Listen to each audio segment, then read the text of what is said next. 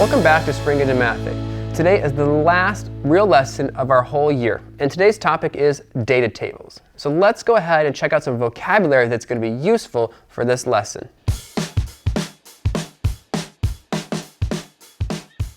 Vocabulary.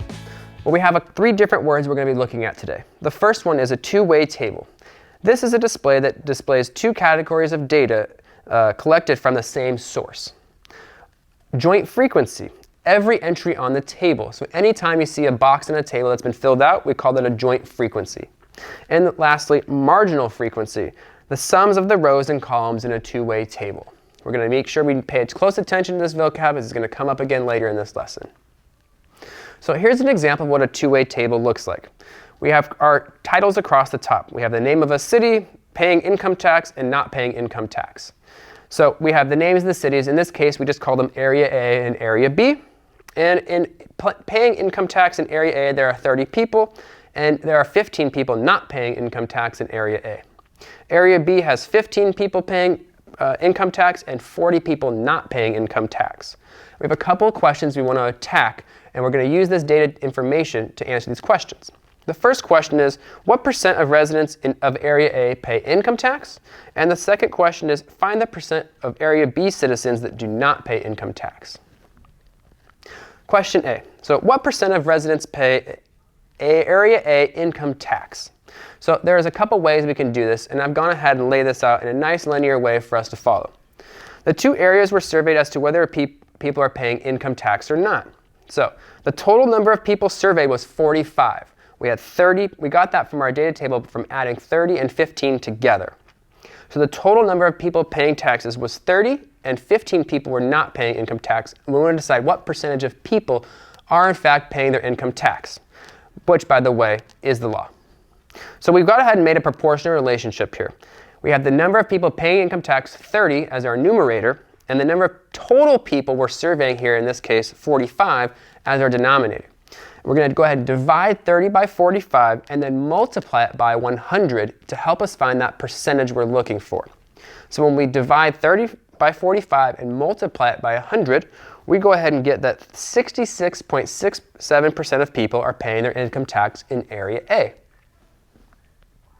Question B. Find the percent of Area B citizens that do not pay their taxes. Well, we have 55 total people. We got that from adding 15 and 40. 15 people were paying their income tax and 40 were not. So people surveyed in Area B was a total of 55. Again, we got that from adding our two numbers together, 15 and 40. So 40 people do not pay taxes. So Area B, we have 40 over 55. 40, again, being the number of people who do not pay their taxes, because that's what we're looking for in the question. And the number of citizens total that were surveyed out of the total area of Area B were 55. So we simply go ahead and divide 40 by 55 and multiply that by 100. And in this case, we find that 72.72% of citizens in Area B are not paying income tax. This means that your roads are going to be bumpy, and you are going to have a hard time paying for things as a city or a town. So here's another example we can take a look at. In this case, we're looking at the country of players playing in a match and not playing in a match. So country of players, we're looking at the country of India and Australia.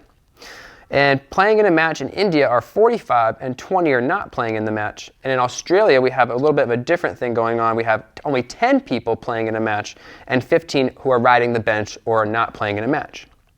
The table shows the number of players who are playing and not playing in that match. Calculate the percentage of Australian players who play during a match. Now, they've only asked us to look at Australia and that part of the data table. So we can go ahead and, for now, ignore all the data they supplied about the country of India and who was playing in a match or not. Typically, on paper, I would go ahead and cross off the data from the country of India so we don't get it confused with our question, which is asking for information about Australia. So explanation 1. There are a total of 25 people playing in a match, or riding a bench, or playing in a match. We have 10 in a match and 15 not. So we add those two together to get 25. 10 plus 15. That's the total number of Australian players on their team. And only 10 were playing in a match. So we go ahead and make a fraction. 10 players playing in a match over the total number of players we have in general, which in this case is 25. And of course, because we're finding a percentage, we need to multiply the decimal we get when we divide the fraction by 100 to go ahead and give us a nice percentage. So 10 divided by 25 times 100 10 divided by 25 gives us 0.4, and 0.4 times 100% gives us a nice even percentage of 40%. So 40% of people are playing during the match that are on the team. That's it for now. Catch you in the next lesson.